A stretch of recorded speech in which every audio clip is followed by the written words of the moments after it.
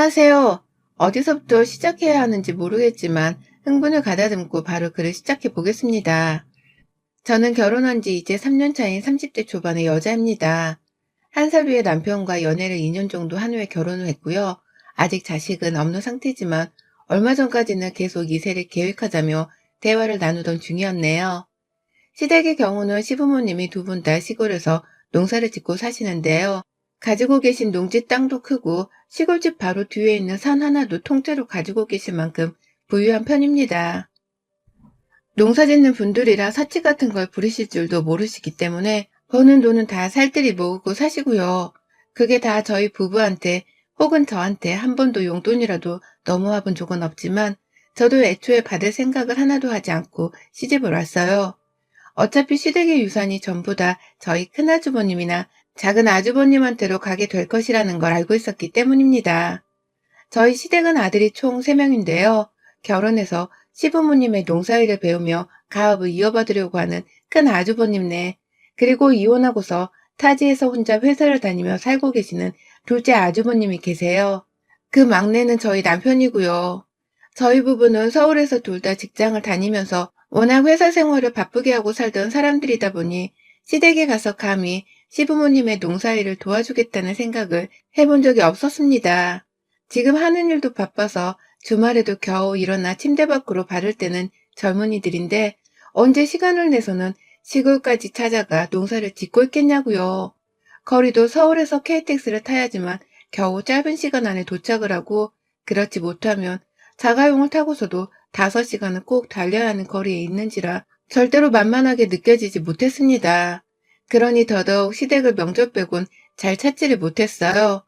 그 점에 대해서는 시부모님께서도 충분히 이해를 해주셨고, 옆에서 가업을 잇겠다고 일을 나서는 큰아주버님이 계셨기 때문에 저희 부부는 더 참견이나 도움을 드리려 하지 않았습니다. 그러니 저희보다 시부모님 옆에서 일을 도와드리는 큰 아주버님네가 유산을 더 받거나 통째로 받아도 저희는 아쉬울 것도 없고 아쉬워할 자격도 없다고 생각을 하게 된 거죠. 욕심도 없었고요. 그런데 결혼을 해보니까 명절이 전부는 아니더라고요.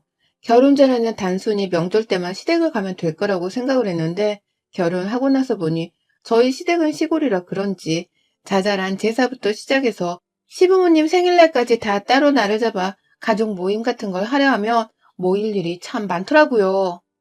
처음 1년 정도는 저도 영문을 모른 채 그냥 다 가족 모임 날에 맞춰 시댁을 찾아갔습니다. 다시 한번 말씀을 드리지만 저희 부부는 둘 다 직장 생활을 그냥 하는 것도 아니고 엄청 쌀벌하게 하는 사람들이었어요. 저는 남편보다 일한 연차가 더 높아서 연봉도 좀 더 높은 편이고, 실제로 일이 바쁜 걸로 따져보면 제가 남편보다도 야근을 밥 먹듯이 배로 하는 사람이었습니다. 그런데도 결혼 초에는 어떻게든 와보라고 하니까 무작정 남편을 따라서 둘이 번갈아 운전을 해가며 시댁을 찾았어요. 저희 친정도 그렇게 자주 가지를 않았는데 시댁은 그놈의 며느리 도리를 챙겼으면 하는 분위기였는지라 제가 한번 해드리겠다는 심정으로 억지로 찾아갔었죠. 그렇게 가서는 위에 계시는 큰형님을 따라서 막 요리를 했는데 제가 하다 보니까 시댁 청소도 하고 있더라고요. 생신이라고 해서 내려갔더니만 자식인 아들들은 부엌 밖에서 편하게 쉬고 있고 며느리 둘은 부엌 안에 들어가서 요리를 다 끝낼 때까지 제대로 나와보지도 못한 채로 갇혀 있었어요. 그런데도 그 노동에 모자라 거실부터 시작해서 시댁 마당 청소까지 싹 다 하라고 시어머니가 걸레에 빗자루 한 짝을 내어주시더라고요. 원래 며느리를 집안의 종으로 생각을 하는 건가 싶어서 저도 많이 혼란스러웠습니다. 형님은 남편 따라 시댁에 와서는 시부모님 옆에서 일을 배우며 사는 가정주부라곤 하지만 저는 일까지 하는 마당에 힘들게 시댁에 와서는 이 집까지 해야 하나 싶더라고요. 은근히 남편한테 어떻게 좀 해주라면서 눈치를 주기도 했지만 저를 나 몰라라 하고서는 편하게 형이랑 부모님이랑 놀고 있는 남편의 모습이 정말 믿기도 했죠. 저는 이 결혼을 할 때 시부모님한테서 돈을 한 푼도 안 받았었거든요. 예물에 대한 당연히 양가 집안이 챙기기는 했지만 결혼 준비를 하면서 드는 돈이나 집의 경우는 시부모님의 일절 도움을 주지 않으셨습니다. 그리 경제적인 여유가 있으신 분들이심에도 불구하고 저희 친정이 더 부유하던 이유만으로 베푸질 않으셨어요. 저희가 구한 신혼집도 저희 부모님이 저한테 명의를 물려주신 아파트였고, 결혼을 하면서도 시부모님은 지방에 살고 있다는 이유만으로 서울에서 결혼을 준비하던 저희 일에 대해서 완전히 나몰라라 하셨거든요. 돈 들어갈 일의 모습을 나타내지 않으시는 건 물론이고 도움을 주겠다고 연락 한번 하지를 않으셔서 저도 애초에 뭘 받겠다는 생각을 금방 접었습니다. 지방에서 농지랑 산 토지까지 갖고 있던 소리는 저도 결혼하기 직전에야 남편이 알려줘서 알게 된 것이었어요. 그러니 한참 전부터 결혼을 준비하던 그 과정 중에는 제가 아예 시부모님께 받을 도움 따위를 기대조차 안 하며 살았었죠. 그렇게 결혼을 했더니만 시어머니는 주부로 사는 형님이랑 일하다 5시간이 걸리는 시댁까지 달려온 저한테 똑같이 일을 시키시더라고요. 그러면서 가까이 사는 차만 우리 형님은 더 예뻐라 하시는 게 제 눈에 분명히 다 보였고요. 멀리서 생일이나 제사 때에만 부랴부랴 찾아오는 저를 보는 어머님은 약간의 거리를 두려고 하는 게 다 티가 날 정도였답니다. 뭘 해도 편하지 않고 뭘 해도 몸이 너무 피곤한지라 기쁘지가 않았어요. 내가 이렇게 빠듯하게 시댁의 일이나 도우며 살겠다고 결혼을 한 게 아닌데 왜 나는 팔자에도 없는 며느리 도리를 하며 살고 있나 싶어서 스트레스가 어마어마했죠.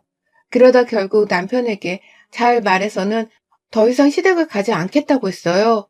그 며느리 도리를 1년간 잘하고 살았는데 그렇게 살아보니 내가 이러다 죽겠다면서 너무 힘들고 지치니까 제발 생신이며 제사며 자잘한 곳에 나는 가지 않으면 안 되냐고 부탁을 했죠. 당연히 명절에 우리가 휴가를 받으면 시간적 여유가 있으니까 시댁을 가긴 할 테지만 생신이나 그 외에 제사 같은 자잘한 일에까지 5시간 걸리는 운전을 해서 찾아가야 하는 게 너무 힘들다고 한참을 연락에 설명을 했어요. 나는 당신 부모님의 유산을 받을 생각도 없고 받을 계획도 없고 그래서 적당히 사람돌이만 하면서 살고 싶은 사람이라고 했습니다. 그러니 일하다 뛰어온 며느리한테 거실 바닥까지 닦게 하는 시집살이를 시키는 게 부당하다고도 말을 했죠. 우리 친정 부모님이 당신한테 우리 집 거실 바닥을 닦으라고 권례를 내어준 적이 있냐면서 저희 친정 얘기까지 끄집어내서는 남편한테 막 따져 물으니 처음엔 남편이 이해를 못하다가 결국 제 말에 수긍을 하더라고요. 당일날에도 야근을 해서 녹초가 되어 들어온 와이프한테 다가오는 제사 얘기를 하면서 시댁에 내려가자는 말을 꺼냈다가 입이 쏙 들어갔었답니다. 그리고 그때부터는 저희 둘 다 명절이 아니고서는 시댁을 찾지 않기로 했고요. 그로부터 얼마 지나지 않아서 코로나가 터져버리는 바람에 꼼짝없이 명절에도 시댁을 가지 않게 되었습니다. 하지만 시댁만 안 가게 된 게 아니라 코로나를 걱정하면서 같은 서울에 살고 있던 저희 친정에도 가지를 않았고요. 모든 남편이랑 양가 집안에는 공평하게 부부 혹은 자식 노릇을 하려고 노력을 했어요. 그래야지만 남편도 제가 시댁에서 부당한 시집살이를 당하더라도 어머니께 하지 말라는 말을 해줄 거라고 생각을 했으니까요. 그리고 실제로 그렇게 살면서 명절에도 양가 집안을 찾지 않으니 제 삶은 너무 평온해졌습니다. 이제는 힘들어도 주말에 푹 쉴 수 있는 시간이 더 늘어났고요. 자잘한 제사를 지내겠다고 굳이 시댁 집안일에 신경을 안 써도 되니 너무 좋더라고요. 내 조상도 아닌데 그만큼 내가 고생해서 시댁을 찾을 이유는 전혀 없었으니까요. 다만 코로나 이후 시댁을 정말 완전히 찾지 못하게 되니 아랫사람으로서 안타까운 마음은 분명히 있었습니다. 얘기를 들어보니 작은 아주버님께서도 코로나를 이유로 쭉 시댁을 찾지 않고 계시는 바람에 시부모님은 큰 아주버님네만 보며 살고 계시다고 하더라고요. 그러니 자식을 놓아둔 부모 입장에서 자식이 얼마나 보고 싶으실까 싶었죠. 저는 뭐 부모님이 서울에 살고 계셨기 때문에 명절에 집을 찾지 않는다 하더라도 얼마든 부르면 달려갈 수 있기는 했으니까요. 그래서 굳이 부유한 시부모님께 안 그래도 되는데 저 혼자서 용돈을 보내드렸어요.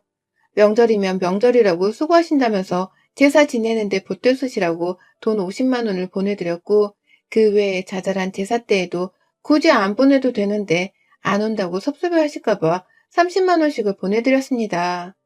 두 분 생신 때엔 각각 100만 원씩 두 분 계좌로 따로 돈을 보내드렸고요. 섭섭해하지 않으시도록 제 딴에는 돈을 보내드리면서 성의를 표시하고 있었어요. 시댁에 안 가는 것에 대해서 왜 며느리가 죄송해야 하고 성의까지 표시해야 하는지는 이해할 수 없었지만 시어머님이 못 간다고 할 때마다 내가 큰애랑 이 제사를 어찌 다 하니? 너네는 참 바쁘게 산다. 라고 하시며 은근히 저희 부부를 원망하는 말씀을 하시길래 그냥 저 편하자고 돈을 보내드렸어요. 그 돈이 아예 부담이 안 되는 건 아니었지만 제가 충분히 그 정도 용돈은 감수할 만큼 돈을 벌고 있기도 했고 저희 친정에서 저한테 주실 유산도 많았기 때문에 금전적인 고민을 할 필요가 없었거든요. 하지만 이렇게라도 돈도 보내드리며 그놈의 며느리 도리를 제 딴엔 유도리 있게 지켜가며 살고 있었는데 우리 큰형님은 그게 못 되셨어요. 늘 매 때마다 시부모님 생신 때마다 그리고 제사 혹은 겨울철에 김장을 담그는 시기에도 꼭 저한테 연락이 와서는 집에 오라고 하시더라고요. 인사 한 번 없이 그냥 와, 안 와? 이번에도 안 온다고? 라면서 말이죠. 한두 번이야 그럴 수 있다 하지만 매번 보란듯이 돈을 보내드리고 있음에도 저한테 오라 마라 하는 형님의 태도가 너무 빈정이 상하기 시작했어요. 제 딴엔 저도 회사 다니면서 바쁜 하루들을 보내느라 일상이 너무 정신이 없는 와중이었는데 혼자 팔자 좋게 김장하러 와 라고 말을 하는 형님이 너무 눈치가 없어 보이기도 했습니다. 직장 다니는 게 무슨 유치원 다녀오는 수준으로 생각을 하는 건가 싶기도 했어요. 그러지 않고서는 5시간 거리에 사는 걸 뻔히 아시고 제가 남편보다 야근이 잦을 정도로 일을 많이 하고 사는 것도 시댁에서 남편 얘기를 들으며 뻔히 다 아셨을 텐데도 그걸 싹 다 무시하고서는 시댁에 오라고 전화를 하는 게 이해가 가질 않았죠. 물론 저도 형님이 혼자서 며느리 도리를 해가면서 시어머니 옆에서 제사를 지내고 그도 모자라 걸레질까지 하시는 것이 안타까운 사람이었습니다. 며느리가 그렇게 살 이유가 없음에도 불구하고 시어머니 옆에서 찍소리도 못한 채 그러고 사는 게 안쓰럽기도 했어요. 하지만 그것도 어찌되었든 형님이 선택한 형님의 인생이잖아요. 주부로 살면서 농사일을 하겠다고 시부모님 옆으로 이사를 와서 사는 아주버님의 옆에 꼭 붙어서 사시는 형님이 선택한 인생이었기에 저는 단 한 번도 별다른 말을 해본 적이 없었습니다. 오히려 형님께 시댁에 못 가서 죄송하다고 굳이 사과의 말씀도 몇 번이나 드려야 했고요. 형님 입장에서는 제사 때마다 쏙 빠지는 제가 얄미울 수도 있겠다 싶어서 명절 때는 따로 형님께 저희 회사에서 직원들한테 제공되는 쿠폰도 나눠드렸고 또 근처에 있는 호텔 숙박권도 드린 적이 있습니다. 코로나 이후라서 쓸 일은 없었겠지만 그럼에도 제가 알기로는 형님이 애들 데리고 찾아가셨다고 들었었고요. 그 외에도 제가 시어머니께 명절 때 쓰라고 챙겨드린 돈 50만 원 말고 형님께 죄송하다며 드리는 상품권과 돈도 결코 적지 않았어요. 김장을 한다고 하셨을 때에도 저는 참석을 못하는 거니까 아예 시댁에서 만든 김장은 받지를 않았고 애초에 시댁에서 용돈 한 푼 받아본 적이 없이 살았습니다. 그냥 오며 가며 주고받아야 할 것을 만들지 않으려 했어요. 애초에 그렇게 독립적으로 살 생각으로 한 결혼이었고요. 그런데 이번 추석 제가 또 시댁에 안 갔더니만 추석 끝나고 한 주 뒤에 형님이 연락을 해오셨습니다. 그리고는 저 진짜 살아생전 듣도 보지도 못했던 어마어마한 쌍욕을 들으면서 형님께 욕을 바가지로 얻어먹었습니다. 대뜸 전화를 하자마자 제 목소리를 듣더니 너 지난 제사 때도 안 내려가 놓고 추석에 왜 또 안 왔어? 라면서 질문을 하시더라고요. 평일에 있었던 추석 전에 제사를 안 온 것에 대해서 문제를 삼으신 겁니다. 그래서 제가 형님, 저 회사 때문에 도저히 휴가를 낼 수가 없어서 그때 제사는 못 갔고요. 회사에서 휴가는 그리 마음대로 낼 수 있는 게 아닙니다. 그리고 이번 추석은 코로나 때문이기도 하고요. 라고 말을 했어요. 덧붙여 우리 남편도 저희 친정에는 가지 못했으니 저나 남편이나 둘 다 서로 부모님 얼굴을 못 보고 조용히 지낸 명절이라고도 말씀을 드렸습니다. 그러자 형님이 그 말이 끝나기 무섭게 저한테 이년저년 욕을 섞어서는 아주 쌀벌한 쌍욕을 퍼부으시더라고요. 누군 욕을 못해서 안 합니까? 적어도 우리 사이의 기본적인 예의를 지키며 대화를 나눠야 하는데 형님은 아주 인정사정 할 것 없이 저한테 욕을 하시더라고요. 욕을 하는 이유는 제가 단지 시댁에 내려오지 않는다는 것이었고 제가 어머님이나 형님한테 용돈에 각종 상품권까지 드리면서 제 딴에도 힘드신 거 도움이 되고 싶다며 노력을 해온 것에 대해서는 입을 꾹 다무셨습니다. 너무 쌀벌하게 듣도 보도 못한 욕을 꺼내며 아주 미치광이 발광을 하는 바람에 저는 그냥 그 대화를 다 듣고만 있었어요. 대꾸를 할 타이밍조차 없었거든요. 그렇게 다 듣다가 형님의 숨 한 번 고르고 또 욕을 하려 할 때 누군 욕을 못해서 듣고만 있는 줄 알아요? 최소한의 예의는 갖추고 말씀하세요. 내가 형님이랑 똑같이 며느리로서 해야 하는 노예짓을 안 하는 게 배알이 꼴리고 셈이 나서 이렇게 욕을 하시나 본데 화나는 건 이해를 하지만 이 방법은 전혀 아닙니다. 내가 그쪽한테 쌍욕을 들어가면서까지 욕을 먹어야 할 잘못을 하지 않았어요. 그러니 사과하세요. 사과 안 할 거면 지금 형님이 저한테 욕하신 거 다 녹음되어 있고 저 이거 법적으로 해결할 겁니다. 라고 말을 했습니다. 저 이래봬도 직장에서 거래처랑 직접 말을 해야 하는 사람이고 그간 수천 수만 번도 더 사람들이랑 통화하고 얘기를 하면서 회사에서 그 자리에서 승진하고 살아남은 사람이거든요. 하도 별의별 일들을 다 겪으며 회사 생활을 했기 때문에 제 핸드폰에는 자동 통화 녹음이 되는 어플까지 깔려있는 사람입니다. 그런데 형님이 다짜고짜 욕설을 하면서 저를 아주 배운 것도 없고 막대 먹은 며느리란 듯이 깔아뭉개는 바람에 제가 이 전화 내용이 녹음이 된 어플 속에 파일을 쓰겠다고 마음을 먹을 수밖에 없었어요. 분하고 열받고 너무 황당해서 말도 안 나오는데 욕설에 충격을 받아 심장이 막 쿵쾅거리더라고요. 형님은 제가 법적으로 해결하겠다고 하니 그 말에 더 열을 내면서 더 심한 쌍욕을 뱉어내가면서 급기야 저에게 호루자식이라고까지 하셨어요. 친정에서 그렇게밖에 못 배워먹은 거냐며 친정이 돈만 많으면 다인 거냐면서 저를 향해 제 부모님까지 욕보이는데 그걸 듣고서는 더 들어줄 필요가 없겠다 싶어서 법정에서 배워요. 나는 말과 함께 전화를 뚝 끊어버렸습니다. 남의 부모까지 걸고 넘어지는 이런 치사하고도 무식한 인간들하고는 절대로 말을 더 섞어봤자 좋을 것이 하나 없거든요. 이런 것들은 제대로 법원에 소송을 걸어서 본때를 보여주고 말 한마디의 무서움이 얼마나 큰지를 알려주는 것이 100번, 1000번 옳은 복수이니까요. 바로 형님이랑 전화를 끊고서 자동 녹음 어플에 들어가는데 형님은 그 와중에도 친절하게 문자로까지 욕설을 남기고서는 저한테 문자 폭탄을 날려왔어요. 그따위로 살다간 뒤지는 수가 있다는 협박성의 문자까지 친절하게 직접 타이핑을 해서 보내셨더라고요. 그러니 저는 그 문자들을 또 하나하나 다 캡처를 했고요. 통화 내용이 저장된 파일도 바로 핸드폰에 저장하고서는 그냥 아주버님과 남편 그리고 시어머니, 시아버지께로 보내드렸습니다. 시부모님은 네이버 스마트팜에서 장사를 하시는 분들이라서 최신식 핸드폰이나 컴퓨터까지 다 가지고 계시는 분들이세요. 카톡 같은 걸 주고받는데 아무런 문제가 없는 분들이셨고 저는 그래서 형님이 저한테 날린 욕문자와 욕설이 담긴 통화 내용까지 전부 다 보냈어요. 그리고는 이런 모습 보여서 죄송합니다. 제가 명절 그리고 제사 때 회사에 휴가를 내지도 않은 채 시댁에 오지 않는다는 이유로 이 어마어마한 욕설을 형님께 들었습니다. 제 부모님까지 욕을 보이셔서 저는 지금 정신적인 충격이 너무 심하며 정신과에 찾아가 봐야 할 것 같고요. 이 녹음 파일과 문자들은 제가 바로 변호사를 선임해서는 고소를 할 생각입니다. 가족들 사이에서 분란을 일으키게 되어 정말 죄송합니다.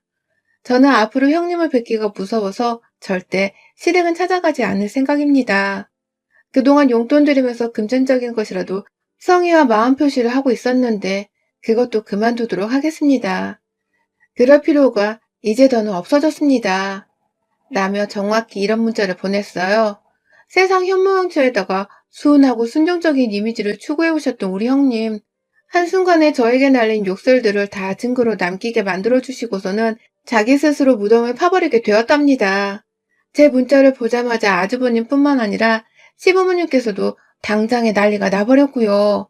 시어머니는 전화를 해서 이게 다 어찌 된 거냐면서 영영 시댁에 안 오겠다는 그 말이 무슨 말이냐면서 저한테 자초지종을 더 물으셨어요.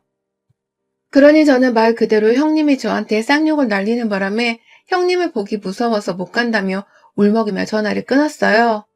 아주버님 또한 일을 하시다가 문자를 본 건지 처음에 문자로만 네? 이게 뭐예요?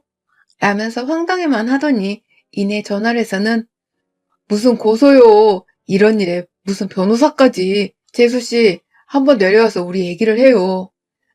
라고 하면서 상황을 급히 무마하려고만 하더라고요. 그러니 저도 저 형님 무서워서 절대로 못 내려가요. 다신 형님 못 볼 것 같아서 지금도 무서워 정신과에 치료받으러 가려 합니다. 라고만 하고는 전화를 뚝 끊어버렸죠. 그 후 시댁에서 걸려오는 전화나 문자는 일절 다 무시를 했고요. 그 와중에도 분이 안 풀려 쌍욕을 날리고 계시던 형님은 시댁 식구들한테 제 얘기를 전해들은 건지 갑자기 욕 문자를 더 이상 안 보내더라고요. 그리고는 한참 후에 전화를 수십 통 남기더니만 문자로 너 진짜 녹음했어? 라면서 하나를 보내더라고요. 제가 그래서 마지막으로 문자 드렸어요. 네, 고소한다고 했잖아요. 녹음 파일은 내일 바로 소송 접수하는데 쓰겠습니다. 형님 연락은 이제부터 차단합니다. 저 형님 같은 사람은 너무 무서워서 도무지 이제는 형님 동서하며 얼굴 보기가 힘드네요. 그동안 혼자 시집살이 하느라 고생 많으셨죠? 앞으로도 더 수고하세요. 감사합니다. 라고 말입니다. 동서 한번 잡겠다고 쌍욕을 퍼부며 시댁에 와서 같이 노예짓을 하게 하려 했던 우리 형님. 요즘 세상이 어느 세상인데 여자한테 며느리라는 이유로 시집살이를 시키려 하나요? 시집살이를 당연하게 시키려 하던 시어머니나 그런 시어머니 옆에서 시집살이를 겪으면서 나를 자기처럼 똑같이 살게 하려고 한 형님이나 둘 다 아주 여자망신이란 망신을 다 시키고 이 시대에 뒤처지기로는 최하위권으로 뒤처지는 덜 떨어진 것들이더라고요. 그런 사람들이랑 겨우 코로나 덕분에 얼굴 보지 않으면서 버티고 살고 있었고 돈까지 쥐어들이면서 그럼에도 불구하고 안 챙겨도 될 도리는 챙기려고 하며 노력했는데 결국 이렇게 형님이 먼저 독이 든 칼을 빼들고는 제게 휘둘러 주신 덕분에 저는 완전히 시댁과는 최소한의 도리 따위도 하지 않으면서 살 수 있게 되었습니다. 각종 제사와 행사 때마다 나가던 용돈도 이제는 아예 끊어버릴 수 있게 되었고 땅을 팔지 않은 이상 당장에 가진 현금에는 한계가 있을 우리 시어머니는 결국 용돈까지 끊긴 채 그 피해를 떠안게 되셨네요. 이제 영영 동서한테서 형님 대접도 못 받은 채 혼자서 시집살이를 떠안고 살아야 하는 형님의 팔자도 마찬가지고요. 남편은 집에 들어와 뭘 녹음까지 했냐며 지금 집에서 아주 난리가 나서 죽겠다며 막 하소연을 했습니다. 솔직히 남편이 완전히 내 편을 들어주지 않을 거라 생각은 했지만 그 말이 참 속상하더라고요. 그래서 남편한테 형님이 저한테 시전하는 욕을 다시 한번 들려주며 넌 이걸 듣고도 이딴 소리를 듣고도 내가 니네 가족들한테 며느리 짓을 해주길 바라니? 네가 그러고도 내 남편이야? 시댁이랑 쫑을 내는 게 아니라 너랑 나랑 영영 쫑을 내줄까? 그냥 이혼해. 라고 하면서 얼마나 달려들었는지 몰라요. 와이프를 섭섭하게 하는 것도 분수가 있지. 어째 이런 욕설을 내뱉는 형님을 두둔하라는 듯한 말을 하냐면서 남편의 귀에 제 핸드폰을 갖다 들이밀고서는 몇 번이고 더 녹음 파일을 들려주니 남편은 질색팔색을 하면서 나 진짜 더는 그 목소리 듣기 싫어. 빨리 꺼버려. 라고 하면서 결국 자기 귀를 막더라고요. 그리고 전 다음날 바로 제가 말한 것을 뿌리뽑기 위해서 변호사를 찾았습니다. 아직 저희 부모님께는 상처를 드릴까 싶어서 말을 하지는 않았어요. 괜히 말씀드렸다가 제 일로 신경을 쓰시면 안 되니까요. 그래서 일단은 저 혼자 해결을 해보겠다면서 변호사를 찾은 것이고 현재는 소송을 걸어 막 시작을 하는 단계랍니다. 남편을 통해서 아주 간간히 시댁 소식을 전해 듣고 있는데 지금 저한테 소장을 받은 형님은 매일같이 울고 죽상이 되어 아주 난리라고 하네요. 욕설을 퍼붓는 형님의 본 모습에 시부모님도 충격을 받으셨고 당장의 다음 제사가 코앞인데 저는 저대로 용돈을 안 보낸다고 하고 형님은 소송권 때문에 집안일에 집중도 못한다면서 시어머니 화가 난리라고 말입니다. 그 말을 들으니 그 시골 바닥에서 지들끼리 고리타분한 제사며 며느리 시집살이를 챙기면서 얼마나 숨막히게 살고 있을지 상상이 되더라고요. 그래서 전 더는 시댁 얘기를 하지 말라 하면서 그냥 남편의 말을 잘라먹었어요. 그리고는 진짜로 내가 최후의 남편이랑 이혼을 하는 한이 있더라도 시댁이랑은 그리고 형님이랑은 다시는 얽히지 말아야겠다는 작은 포부를 가졌답니다. 가봤자 도리만 요구하고서 정작 저는 사람 취급을 못 받을 게 뻔한데 그런 사람들이랑은 그냥 안 어울리고 칼같이 법정 다툼을 해서라도 연을 끊는 게 최선일 테니까요. 짧은 시집살이였지만 그간 참 고생했다며 제 자신을 칭찬해주고 싶습니다.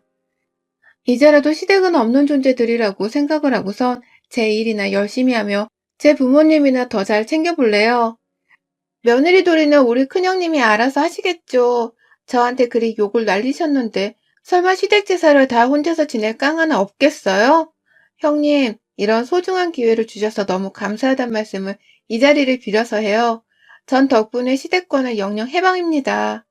여러분의 생각은 댓글로 남겨주세요. 오늘도 시청해주셔서 정말 감사합니다.